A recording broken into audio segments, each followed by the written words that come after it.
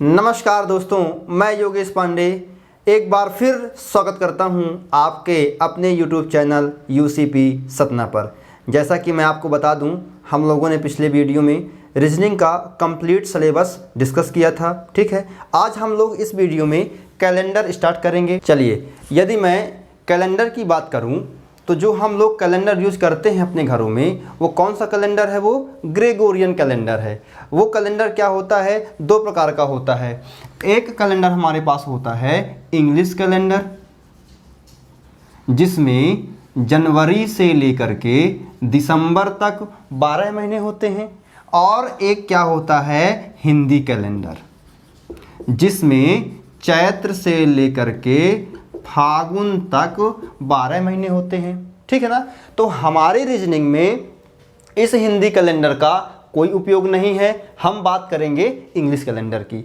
तो कैलेंडर में क्या है? कैलेंडर की सबसे छोटी इकाई क्या होती है? दिन होती है। उससे बड़ा सप्ताह, उससे बड़ा फिर माह और फिर वर्ष। ठीक है ना? यदि हम वर्ष की बात करें तो वर्ष भी हमारे पास दो प्रकार का होता है। वर्ष भी क्या होता है? दो प्रकार का होता है। एक ऐसा वर्ष होता है जिसमें 365 दिन होते हैं, और एक ऐसा वर्ष होता है जिसमें 366 दिन होते हैं। ठीक है ना? तो ऐसा वर्ष जिसमें 365 दिन होते हैं उसे कहते हैं साधारण वर्ष या जनरल ईयर बोलते हैं। ठीक है? और ऐसा वर्ष जिसमें 366 दिन होते हैं उसे बोलते हैं अधिवर्ष। क्या बोलते हैं? अधिवर्ष या लीप ईयर। ठीक है ना? अब हम इसमें है क्या कि साधारण वर्ष में जो हमारी फरवरी होती है वो 28 दिन की होती है, और अधिवर्ष में या लीप ईयर में जो हमारी फरवरी होती है वो 29 दिन की होती है। इसीलिए इसमें एक दिन क्या होता है? बढ़ जाता है। अब हम कैसे पहचानेंगे कि कौन सा वर्ष साधारण वर्ष है और कौन सा वर्ष अधिवर्ष है?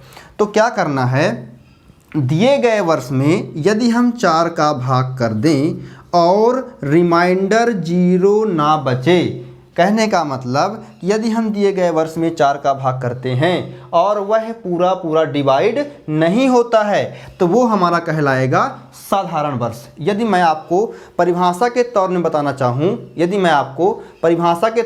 चाहूँ तो ऐसा वर्ष जो 4 से पूरा पूरा डिवाइड ना हो वो कहलाता है साधारण वर्ष। Any year is called general year when it is not completely divided by 4। ठीक है ना?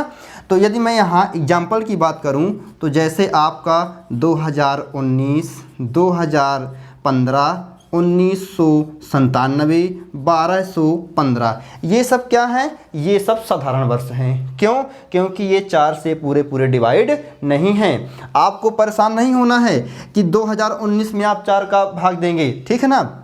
मैथमेटिक्स में हम जानते हैं कि यदि दिए गए किसी भी संख्या का अंतिम 2 अंक 4 से विभाजित है तो वो पूरी की पूरी संख्या क्या हो जाएगी? 4 से विभाजित हो जाएगी। तो हमें क्या करना है? केवल अंतिम 2 अंक चेक करना है। यदि यह 4 से डिवाइड है तो पूरी की पूरी संख्या 4 से विभाजित हो जाएगी, और नहीं है तो नहीं होगी। राइट?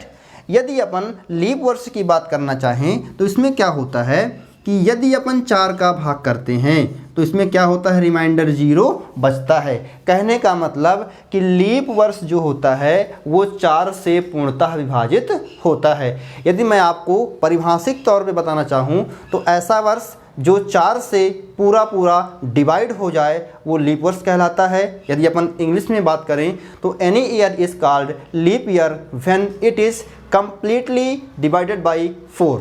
राइट? यदि अपन इसके एग्जाम्पल की बात करते हैं तो एग्जाम्पल की यदि हम बात करें तो 2020, 1996, 1216, ये सब हमारे क्या होते हैं? ये सब क्या हैं? अधिवर्ष हैं। ठीक है? समझ जाएंगे? चलिए, इसके बाद क्या है? एक हमारे पास आता है शताब्दी वर्ष, उसको भी देख लेते हैं। ठीक है? शताब्दी वर्ष में क्या होता है हमारे? यदि हम शताब्दी वर्ष की थोड़ा बात करें, शताब्दी वर्ष की यदि हम बात करें तो शताब्दी वर्ष हमारा प्रत्येक 100 सालों में आता है, ठीक है ना। प्रत्येक 100 साल का एक शताब्दी वर्ष होता है, या मैं आपको बताना चाहूँ जिसके अंत में 2 जीरो हों वो शताब्दी वर्ष पहचाना जाता है। ये भी आपका 2 प्रकार का होता है, समझिएगा, ये भी 2 प्रकार का होता है। एक होता है साधारण शताब्दी वर्ष और एक होता है लीप शताब्दी वर्ष। अब समस्या हो गई, हम कैसे पहचानेंगे कौन सा वर्ष साधारण शताब्दी वर्ष है और कौन सा वर्ष लीप शताब्दी वर्ष है। तो इसके लिए क्या करेंगे, पहले हम साधारण वर्ष और लीप वर्ष पहचानने के लिए 4 का भाग किया करते थे, ठीक है ना। अब चूंकि ये क्या है, शताब्दी है, इसमें 100 आ गया है, इसलिए हम क्या करेंगे 400 का भाग करेंगे। यदि दी गई शताब्दी वर्ष 400 से पूर्णतः डिवाइड नहीं है, रिमाइंडर 0 नहीं बचता है, तो वो कहलाएगी साधारण शताब्दी वर्ष। यदि अपन एग्जाम्पल की बात करें तो जैसे 1900, इसमें हम 400 का भाग करेंगे तो ये 0 से ये 0, ये 0 से ये 0। अब ये 1900 400 से कम्प्लीटली डिवाइड नहीं है, तो ये क्या कहलाएगा हमारा साधारण शताब्दी वर्ष कहलाएगा। यदि हम 1800 की बात करें तो ये भी, यदि 1500 की बात करें तो ये भी, ठीक है ना। अब यदि हम लीप शताब्दी वर्ष की बात करते हैं तो इसमें क्या है आपका, यदि हम 400 का भाग करते हैं तो रिमाइंडर क्या बचता है, 0 बचता है। कैसे, एग्जाम्पल की यदि हम बात करें तो 1600 में 400 का यदि हम भाग करते हैं तो 4 चौक 16, जो 1600 है आपका वो 400 से पूरा क्या है, डिवाइडेड है, इसलिए 1600 कैसी शताब्दी है, लीप शताब्दी वर्ष है। यदि हम 2400 की बात करें तो यही हो जाएगा, ठीक है। 1200 की बात करें तो ये हो जाएगा, 800 की बात करें तो ये सब क्या है, लीप शताब्दी वर्ष हैं। कभी कभी क्या होता है हमारे एग्जाम में, इसी साधारण वर्ष और शताब्दी वर्ष को मिला करके एक क्वेश्चन पूछ लिया जाता है, जो अपन देख लेते हैं। देखिए क्वेश्चन क्या पूछता है हमारे पास, सीधे सीधे क्वेश्चन पूछ लेता है कि ऑड वन आउट विषम पदों का चयन कीजिए। विषम पदों का चयन का मतलब होता है जो उसमें से अलग हो उसे आप अलग कीजिए। देखिए जैसे 1900, 1800, 1996, 1865, ठीक है ना। अब आप बताइए इसमें से कौन सा ऑप्शन अलग है, ठीक है ना, हम चेक करेंगे। तो ये बताइए, ये 1900 हमारा कैसा वर्ष है, ये हमारा यदि हम 400 से भाग करते हैं तो ये कम्प्लीटली डिवाइडेड नहीं है, तो ये कैसा वर्ष है, साधारण वर्ष है हमारा। और यदि हम इसकी बात करें तो ये भी कैसा वर्ष है हमारा, साधारण वर्ष है। अब चूंकि ये 1996 में, अब ये क्या है, वर्ष की बात हो रही है, तो हम किससे भाग करेंगे, 4 से भाग करेंगे। और ये 96 क्या है, 4 से पूर्णतः विभाजित है, तो हमारा ये कैसा वर्ष है, ये हमारा लीप वर्ष है, ठीक है। और 1865 क्या है, ये 4 से डिवाइड नहीं होगा। कहने का मतलब कि ये साधारण वर्ष है, साधारण वर्ष है, साधारण वर्ष है, और ये कैसा है, लीप वर्ष है। इसलिए हमारा ये आंसर क्या हो जाएगा, सही हो जाएगा कि ये क्या है, इन तीनों में अलग है, ठीक है ना। यदि हम और क्वेश्चन की इस तरह बात कर लें तो एक क्वेश्चन बनता है 1896, 2024 और 1600, 2100। अब बताइए इसमें से कौन सा ऑप्शन अलग है। तो देखिए 1896 की यदि हम बात करते हैं इसे हम किससे भाग करेंगे, 4 से, और ये कम्प्लीटली क्या है, डिवाइडेड है, तो ये कैसा है, ये लीप वर्ष है हमारा। 2024 में हम क्या करेंगे, 4 से भाग करेंगे, ये भी क्या है, लीप वर्ष है हमारा। 1600 किससे भाग करेंगे, 400 से भाग करेंगे, ये भी क्या है, कम्प्लीटली डिवाइडेड है, ठीक है, ये भी क्या है हमारा, लीप वर्ष है। और 2100 400 से डिवाइडेड नहीं है, इसलिए कैसा वर्ष है ये साधारण वर्ष है, इसलिए हमारा क्या हो जाएगा, ये अलग हो जाएगा। ये हमारा एग्जाम में क्वेश्चन सीधे सीधे कभी कभी बन जाया करते हैं, ठीक है ना।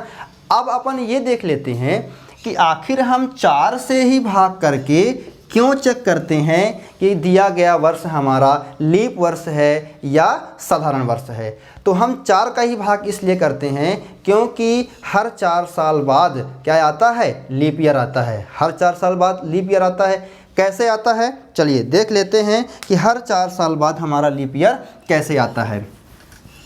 तो देखिए, हम एक वर्ष कब मानते हैं?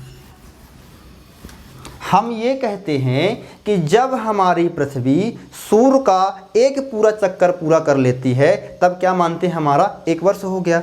और जनरली एक वर्ष में हम क्या लेके चलते हैं कि 365 दिन होता है। हम यही ना मानते हैं कि 365 दिन होता है। जो पृथ्वी है हमारी, वो सूर्य का एक परिक्रमा पूरा करने में 365 दिन का समय लेती है, जबकि ऐसा नहीं है। जो हमारी पृथ्वी है वो सूर्य का परिक्रमा पूरा करने में 365 दिन 5 घंटा 48 मिनट 47.5 सेकंड का समय लेती है। ठीक है ना? जो पृथ्वी है हमारी वो सूर्य का परिक्रमा पूरा करने में 365 दिन 5 घंटा 48 मिनट 47.5 सेकंड का समय लेती है। लेकिन हम लोग क्या करते हैं कि 5 घंटा 48 मिनट 47.5 सेकंड को इग्नोर कर देते हैं, हटा देते हैं। ठीक है ना? क्या मान के चलते थे? 365 दिन। ऐसा पहले ही था, ऐसा दूसरे साल भी हुआ। 365 दिन था अपना, 5 घंटा था, 48 मिनट था, 47.5 सेकंड। हमने क्या किया? 365 को ले लिया, इनको क्या किया? छोड़ दिया। फिर क्या अगले साल भी यही हुआ हमारे साथ? 5 घंटा 48 मिनट 47.5 सेकंड। लेकिन जब हम चौथे वर्ष आते हैं, चौथे साल आते हैं, तो ये 365 दिन तो है और 5 घंटा 48 मिनट 47.5 सेकंड। अब इन लोगों ने सोचा कि हमें तो इग्नोर करते जा रहे हैं। इन लोगों ने क्या बना लिया? संगठन बना लिया, एकता बना ली इन लोगों ने। तो देखिए इसकी वैल्यू क्या हो गई? अब बताइए, 47.5 सेकंड ये सब जुड़ के कितना हो गया? 5 चौक 20, कैरी आई 2, 7 चौक 28, 2 30, ये हो जाएगा 3, 4 चौक 19, 190 सेकंड। कहने का मतलब 3 मिनट 10 सेकंड। कहने का मतलब 3 मिनट 10 सेकंड यहाँ से निकल के हमारा आ गया। अब 48 मिनट में से 8 चौक 32, कैरी आई 3, 4 चौक 16, 3 19, 192 मिनट यहाँ हो गए। अब मैं इस 3 मिनट को भी यहाँ ले जाके ऐड कर देता हूँ, तो कितना हो जाएगा? 195 मिनट। 195 मिनट का मतलब होता है 3 घंटा 15 मिनट। राइट? अब ये 5 चौक 20 घंटा ये हो गया।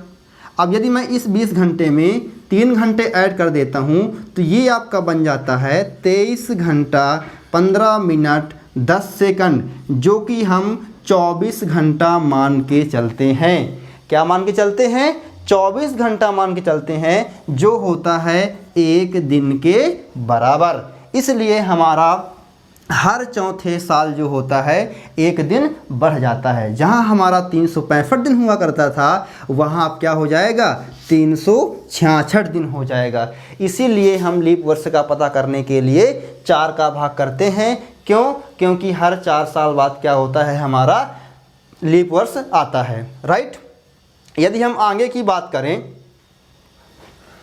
अब देखिए क्या होता है। यहाँ तो हो गया 366 दिन। कहने का मतलब कि भैया 1996 है, इसके 4 साल बाद क्या हो जाएगा? 2000 आ जाएगा, मतलब लीप ईयर आता है। कभी कभी क्या होता है कि 4 सालों का अंतर ना हो करके 8 सालों का भी अंतर होता है। क्यों? कब ऐसा कब होता है? अच्छा, यदि आप लोगों को 8 सालों के अंतर के बारे में जानकारी चाहिए तो आप कमेंट करिए कि हमें आप उसके बारे में बताइए, तो मैं नेक्स्ट वीडियो में बता दूंगा। क्योंकि समय बढ़ता जा रहा है, ठीक है, हमें क्वेश्चन में भी प्रेस करना है, तो इसका थोड़ा सा मैं बताऊंगा। क्योंकि अपन जो 24 घंटा लेके चले हैं ये एग्जैक्ट 24 घंटा नहीं है। कितना है? अभी भी यहाँ हमारे पास 45 मिनट की कमी थी। ये सब चीज़ें आप कमेंट करिए, जानकारी चाहिए हो तो मैं बता दूंगा आपको। ठीक है ना? चलिए अब अपन क्या करते हैं, एक टेबल बना लेते हैं कि कितने सालों में कितने लीप ईयर होते हैं। ठीक है ना, ये देख लेते हैं कि कितने सालों में कितने लीप ईयर होते हैं। देखिए अपन क्या करते हैं, ये जान गए हैं कि प्रत्येक 4 साल बाद लीप ईयर आता है। ठीक है ना, तो यदि मैं आपसे बात करूं कि प्रारंभ के 5 सालों में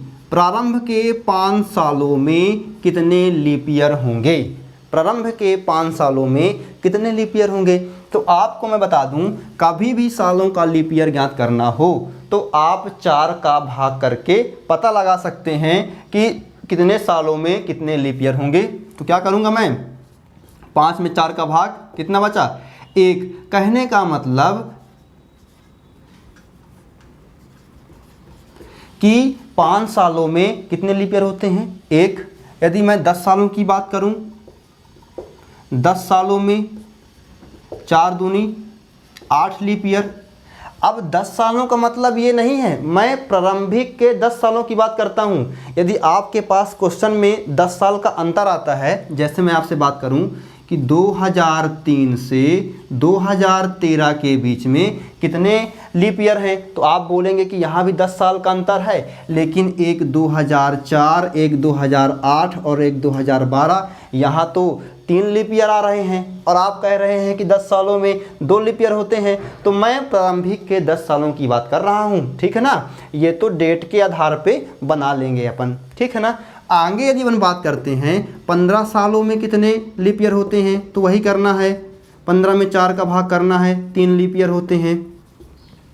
तो हमारा क्वेश्चन क्या होता है, सीधे सीधे कहीं कहीं बनता है कि 100 सालों में कितने लीप ईयर होते हैं। जो हमारा जहां हम पहुंचने वाले थे, मेन बात यह है कि हमारा क्वेश्चन सीधे सीधे बनता है कि बताइए कि 100 सालों में कितने लीप ईयर होते हैं।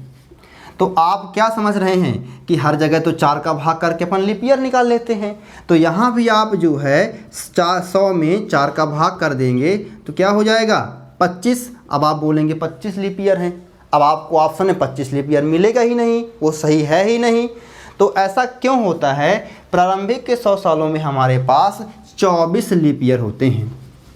कितने लीप ईयर होते हैं 24। यदि हम उनकी काउंटिंग करना चाहें तो जो पहला लीप ईयर पड़ा था हमारा, वो कब पड़ा था 4 में, फिर 8 में, 12 में, फिर 16 में। इसी तरह हमारा क्या हो गया, बढ़ता गया और अंतिम में कब बना 96 में पड़ा लीप ईयर। ठीक है ना, और इसके बाद आप सोचते हैं कि ये जो है 100 ये भी लीप ईयर है, जबकि ये 100 लीप ईयर नहीं है।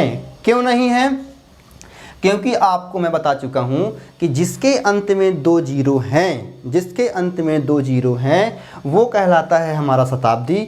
शताब्दी वर्ष को लीप ईयर है या नहीं, यह चेक करने के लिए हम 400 का भाग करते हैं, ना कि 4 का भाग करते हैं। तो यदि हम यहाँ 400 का भाग करते हैं तो ये 400 से कम्प्लीटली डिवाइड नहीं है, इसलिए हमारा ये जो 100 है वो लीप ईयर नहीं है। इसलिए 25 की जगह में क्या हो जाते हैं हमारे 24 हो जाते हैं। ठीक है ना, सीधे सीधे क्वेश्चन बोलता है कि 100 सालों में कितने लीप ईयर होते हैं, तो कितने होते हैं 24। कभी कभी क्वेश्चन पूछता है 200 सालों में कितने लीप ईयर होते हैं, तो आप सीधे 200 में 4 का भाग कर देंगे, कितना हो जाएगा 50 हो जाएगा।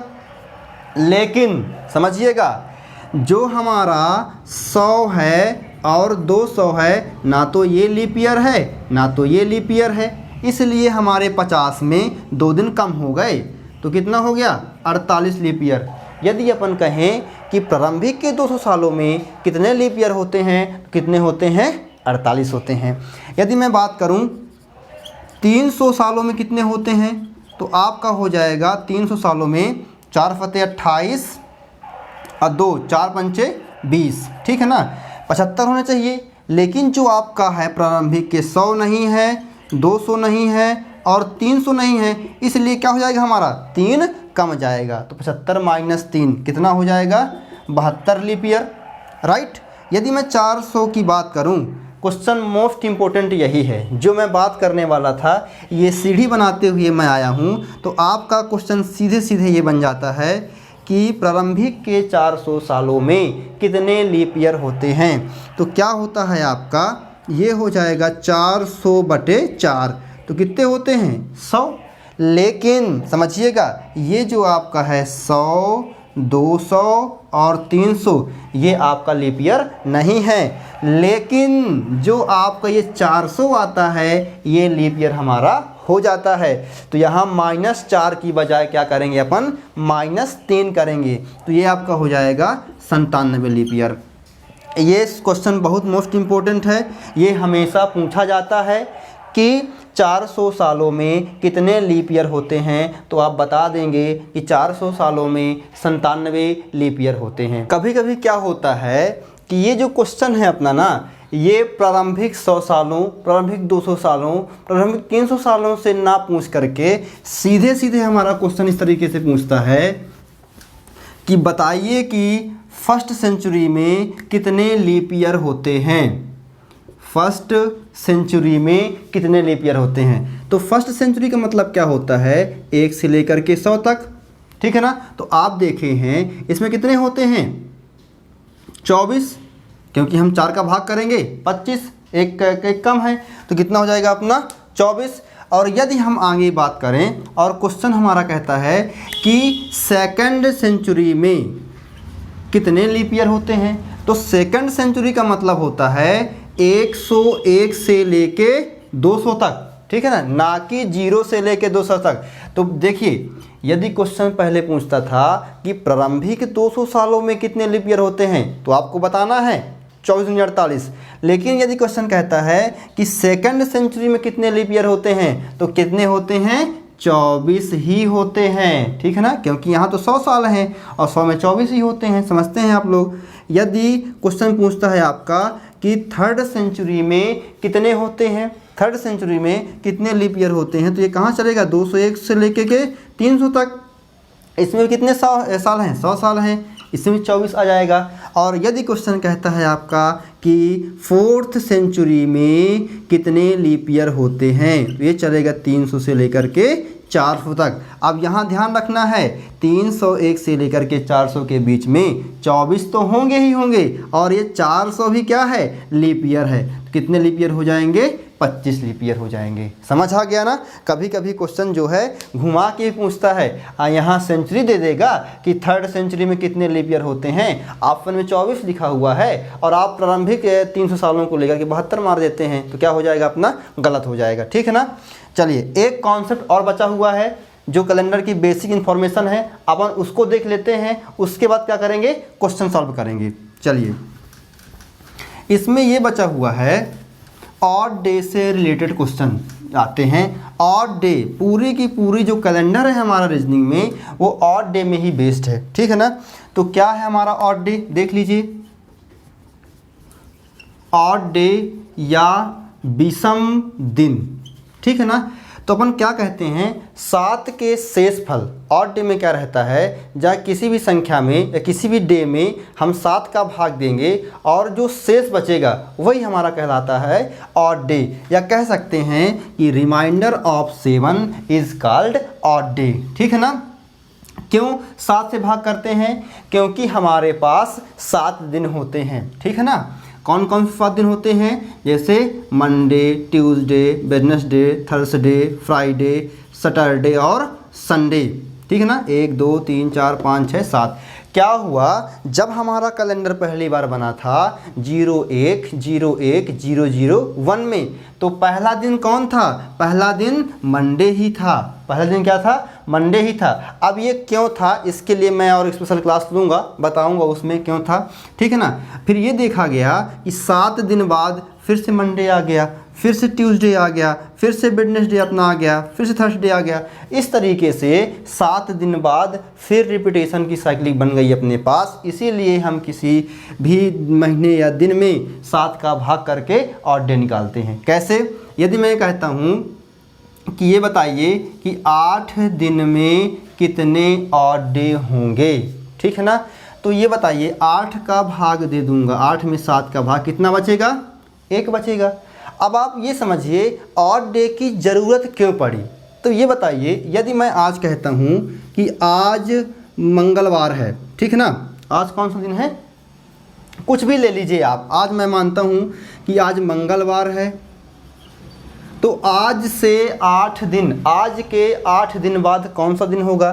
तो अब देखिए मुझे काउंट करने में समय लगेगा, मंगलवार से 8 दिन काउंट करेंगे, ठीक है। 8 दिन नया के 20 दिन दे दिया तो काउंट करने में समय लगता है। लेकिन यदि हम 8 दिन का ऑड डे निकालें तो कितना आता है, +1 आता है, +1 आता है। तो क्या करेंगे कि यदि आज मंगलवार है तो आज के 8 दिन बाद कौन सा दिन होगा, तो मंगलवार में क्या कर देंगे हम 1, तो क्या हो जाएगा बुधवार।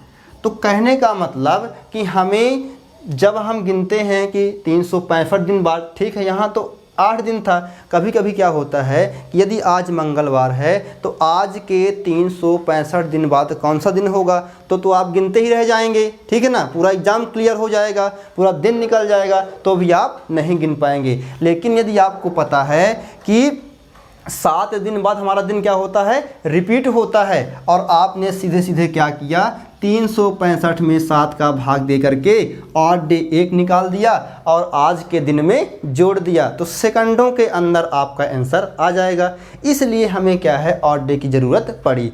अब हम क्या करेंगे, एक टेबल बना लेते हैं जिसमें देखेंगे कि महीने का ऑड डे क्या होता है, दिनों का ऑड डे क्या होता है। बाकी आपको कभी भी ऑड डे निकालना हो तो आप सीधे सीधे 7 का भाग करेंगे, क्योंकि हमारा दिन 7 दिन बाद क्या होता है, रिपीट होता है। तो 8 दिन में कितने ऑड डे, 1। यदि मैं 10 दिन की बात करूं तो कितने ऑड डे होते हैं, 10 में 7, 3, ठीक है ना। अब ये बताइए 28 दिन की मैं बात करूं, आपके फरवरी में 28 दिन हुआ करते हैं, तो यदि मैं 28 दिन की बात करूं तो कितने ऑड डे होते हैं, 28, 7 कितना है, 7 चौक 28, पूरा कट गया। अब इसकी ज़रूरत कैसे पड़ी, क्वेश्चन पूछता है कि यदि आज मंगलवार है तो आज से 28 दिन बाद कौन सा दिन होगा। यदि आप काउंट करेंगे कि आज मंगलवार है तो कल बुधवार, गुरुवार, शुक्रवार, शनिवार, रविवार, तो आप गिनते रह जाएंगे, ठीक है। लेकिन आप 28 दिन का यदि ऑड डे निकालते हैं तो क्या आता है, 0। तो यदि आप आज मंगलवार है तो आज से 28 दिन बाद क्या होगा, मंगलवार ही होगा। चलिए क्या होता है, मान लीजिए 28 दिन की में कितने ऑड डे होते हैं, 0। 29 दिन की बात करें यदि हम कि 29 दिन में कितने होंगे, तो 29 में 7 का कितना हो जाएगा, 1। यदि हम 30 दिन की बात करें तो 30 दिन में कितना हो जाएगा, 2 ऑड डे। 31 की बात करें तो कितना हो जाएगा, 3 ऑड डे। यदि अपन 365 की बात करें, 365 दिन में कितने ऑड डे होंगे, कितना हो जाएगा, 365/7, कितना हो जाएगा, ऑड डे। जैसे क्वेश्चन क्या पूछता है, कभी कभी थोड़ा सा अपन देख लेते हैं। क्वेश्चन बनता है कि यदि 1 जनवरी 2003 को शुक्रवार था तो 1 जनवरी 2004 को कौन सा दिन होगा। अब हम तो बताइए यहाँ 1 साल का अंतर है, ठीक है ना। 1 जनवरी 2003 को क्या है, शुक्रवार है, तो अब इसके 365 दिन बाद क्या है, क्या आएगा, ये हमको निकालना है। अब यहाँ यदि हम शुक्रवार में जोड़ेंगे कि 365 दिन बाद क्या आएगा, तो कोई मतलब नहीं है, समय निकल जाएगा, कुछ ना मिलेगा। लेकिन यदि हम जानते हैं कि 365 दिनों में कितने ऑड डे होते हैं, 1, तो क्या करेंगे, सीधे सीधे शुक्रवार में 1 ऐड कर देंगे, तो क्या हो जाएगा हमारा शनिवार। तो हमारे क्वेश्चन में ये इम्पोर्टेंस है आपके ऑड डे का, ठीक है ना। अब हमने क्या क्या सीख लिया, प्रारंभिक इंफॉर्मेशन जो हुई उसके कैलेंडर की, उसके बाद लीप ईयर से संबंधित जानकारी हमको हो गई। अब क्या हो गया, ऑड डे से, मतलब कैलेंडर का बेसिक जो इन्फॉर्मेशन है वो पूर्णतः क्या हो गया है, क्लियर हो गया है। अब हम लोग क्या करेंगे, नेक्स्ट वीडियो में कैलेंडर के कुल मिला के 4 टाइप के क्वेश्चन बनते हैं। यदि मैं आपको फर्स्ट टाइप के क्वेश्चन कराना चाहूँ तो ये आता है सिंगल डेट बेस्ड क्वेश्चन, एक दिनांक पर आधारित प्रश्न। सेकंड टाइप बनता है आपका 2 दिनांकों पर आधारित प्रश्न, और तीसरा बनता है आपका सेम कैलेंडर पर आधारित प्रश्न और चौथा है भाषा आधारित प्रश्न। अब हम लोग क्या करेंगे, नेक्स्ट वीडियो में आपका टाइप फर्स्ट 1 दिनांक पर आधारित प्रश्न से आधारित बहुत सारे क्वेश्चन करेंगे जो एग्ज़ाम में ज़्यादा से ज़्यादा पूछे जाते हैं। यदि आपको यह वीडियो अच्छा लगा हो तो आप लाइक करें, सब्सक्राइब करें और ज़्यादा से ज़्यादा शेयर करें। धन्यवाद।